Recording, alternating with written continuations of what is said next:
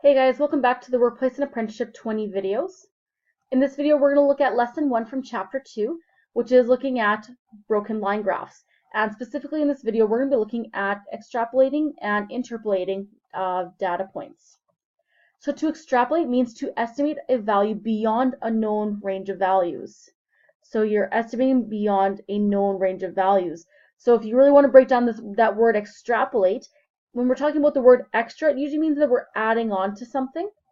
And so if we were to look at this graph over here, we'd be looking at what is beyond or what is extra to this graph. So we'd have to say add on and maybe continue a trend that we might see in a graph. So extrapolate means we're looking outside, or it's looking at stuff that is extra. When we're trying to interpolate data, that means to estimate a value between two known values. And if we want to break down the word inter, usually means inside. So we're looking inside our graph, and we'd be looking for trends to fill in maybe missing holes in our graph. So extrapolate means outside your data points.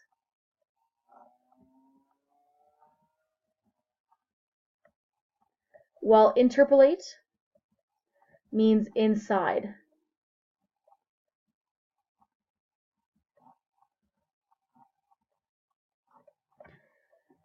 So let's apply those two definitions using an example. And this example here is the last example in your notes. So here we have a graph that is made by a health inspector whose weekly duties include checking and recording the temperature of a large walk-in cooler in a hospital kitchen. The temperature must be at a certain level to ensure that food is stored safely. In order to deter bacteria growth, food must be stored at a temperature of 4 degrees Celsius or lower. So question number 1 here says the cooler's temperature measured 4 degrees in the first week of January, 3.9 degrees Celsius in the second week, and 3.7 degrees Celsius in the fourth week of January. So we want to know, what do you think the cooler's temperature was in the third week of January? So what we can do is, if you can see the trends just by looking at the numbers, if not, just go back and look at your graph. So here we are talking about the number of weeks in January. So that's looking at this first little bit here of your graph. So from your first week, we're at 4 degrees Celsius. Then it drops down to 3.9. Then there's a gap jumping over to the fourth week, which is at 3.7 degrees Celsius. So if you notice, we go from 4, 3.9, jump a week to 3.7. You can kind of see that there's a little trend here that we might be, say, decreasing by 1. So if you decrease here by 1, you would get 3.9.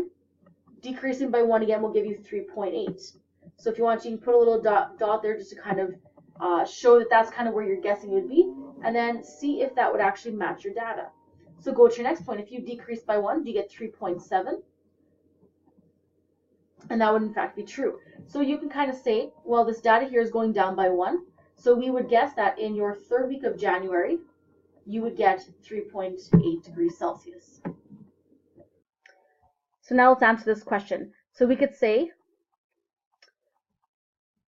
the cooler's temperature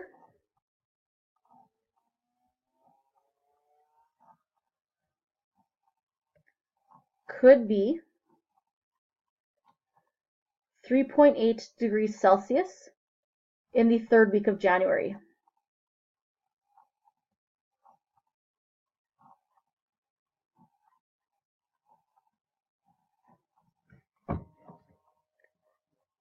Okay, and so just to quickly recap, with this example here, just to scroll up here, we were looking for data between two known data points. Okay, so that there was an example of interpolating.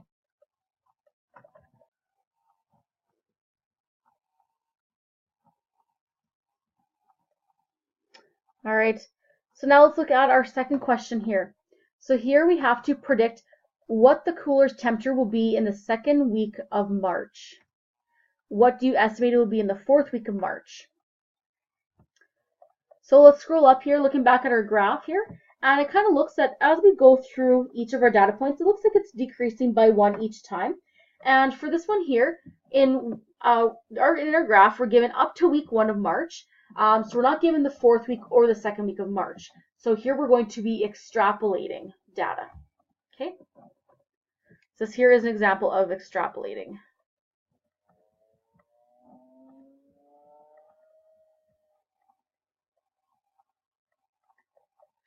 So in order to extrapolate, you can use the same kind of ideas as we did for interpolating. We kind of saw from a graph that each of those points from each week, they decrease by 0.1 degrees Celsius.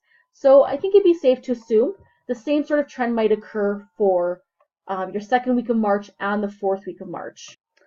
So let's just take note here. For your 1st week of March, looks like we're at 3.2 degrees Celsius. So I'm just going to write that down here below, just to help us figure out our other information. So March in our 1st week was 3.2 degrees Celsius. So if we were to continue on in the trend, that every week it's dropping by 0.1 degrees Celsius, you could conclude that, say, for your 2nd week of March, that would be equal to your 1st week, subtract 0.1 degrees Celsius, which would then give you 3.1 degrees Celsius.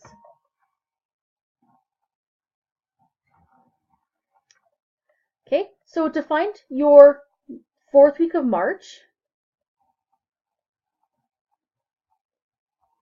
you could take your 2nd week of March, so 3.1 degrees Celsius, and one thing that's going to be really important is that if we only subtract 0.1 degrees Celsius once, that's only going to get us to the 3rd week. But we want for the 4th week, so you're going to want to subtract 0.1 again. So you take 3.1, subtract 0.1 to get to your 3rd week, then you'll do it again to get to your 4th week. And what we should find is that in our 4th week, we would have a temperature of 2.9 degrees Celsius. So now that we've come up with some values to properly answer this question, we need to write a sentence. So you could say, the values decrease by 0.1 degrees Celsius each week.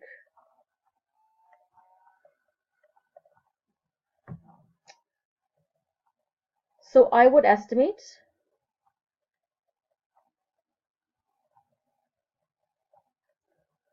the 2nd week of March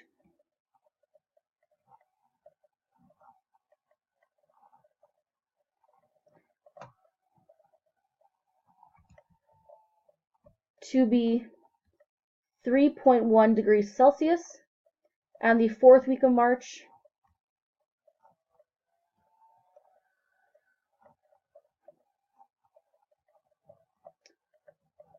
to be 2.9 degrees Celsius.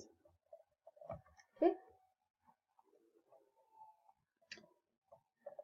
So now that we've properly answered all of our questions, then you are all done this example and you guys are ready to go. So thank you so much for watching. If you guys have any questions, just make sure to come see me in class, or you guys can text me on Remind 101. And have fun doing your homework.